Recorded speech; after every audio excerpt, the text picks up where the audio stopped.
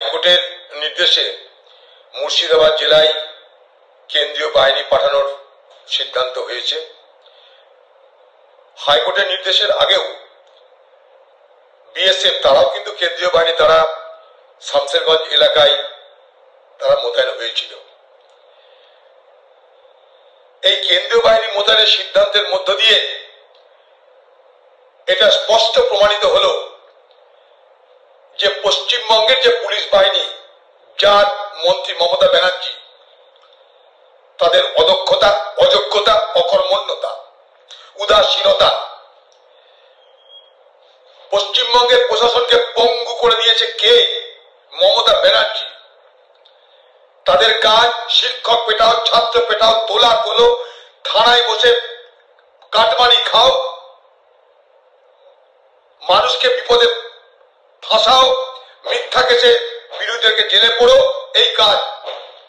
না হলে জঙ্গিপুর এলাকায় যে ঘটনা ঘটলো, এটা হঠাৎ করে একদিনে ঘটেনি, কয়েকদিন ধরে তার ইঙ্গিত ছিল স্পষ্ট যে উত্তেজিত হচ্ছে সাম্প্রদায়িক বাতাবরণ, আস্তে আস্তে বিষাক্ত হচ্ছে। কিন্তু সেখানকার পুলিশ চরমভাবে উদাসীন থাকলো। ঠিক যেভাবে মোথাবাড়ি হলো, ঠিক একইভাবে জঙ্গিপুর সাব ডিভিশনে এই ঘটনাগুলো ঘটছে।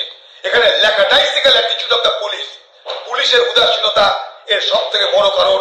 আর পুলিশের উদাসীনতার পিছনে রয়েছে পশ্চিমবঙ্গের প্রশাসন যারা চালায়, সেই পশ্চিমবঙ্গের সরকারি দলের মদত। সেখানকার সরকারি দলের লোকেরা, তাদের একটা অংশ এই ধরনের ঘটনায় জড়িত। দেখুন, ওয়াকফ আইনের বিরুদ্ধে আন্দোলন হবে, এটা খুব স্বাভাবিক। সারা ভারতবর্ষ জুড়ে হচ্ছে। কংগ্রেস পার্লামেন্টের মধ্যে করেছে, পার্লামেন্টের বাইরে করছে। রাহুল গান্ধীর নেতৃত্বে সারা ভারতবর্ষ জুড়ে আমরা ওয়াকফ বোর্ডের আইনের বিরোধিতা করছি এবং করব। কিন্তু কখনোই সেই ওয়াকফ বোর্ড আইনের বিরুদ্ধে যারা আন্দোলন করতে যাচ্ছে তারা কিন্তু কখনোই এই দাঙ্গা ফাসাদের পক্ষপাতিত্ব করে না। তাদের সেই আন্দোলনের সুযোগ নিয়ে কিছু দুর্বৃত্ত তারা এই বাতাবরণকে উত্তেজিত করছে। সেভাবে দুর্বৃত্ত কারা? সেই দুর্বৃত্তর আমি দায়িত্ব নিয়ে বলতে পারি, তৃণমূল দলের সদস্যরা। তারা এই শান্তিপূর্ণ আন্দোলনের সুযোগ নিয়ে তারা এই দুর্বৃত্তদের কাজগুলো করছে, ফলে সেখানকার বাতাবরণ বিষাক্ত হচ্ছে। আজকে তাই কেন্দ্রীয় বাহিনী যাওয়া মানে প্রথম উচিত পশ্চিমবঙ্গের মুখ্যমন্ত্রীর পদত্যাগ করা।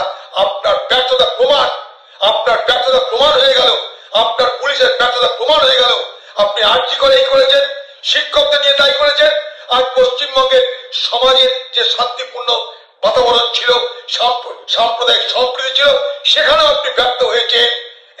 এই লজ্জা নিয়ে, এই অপদার্থতা নিয়ে, আপনার দায়িত্ব কাঁধে নিয়ে যদি এতটুকু আপনার নৈতিকতা থাকে, পদত্যাগ করুন মমতা ব্যানার্জি, পদত্যাগ করুন, পদত্যাগ।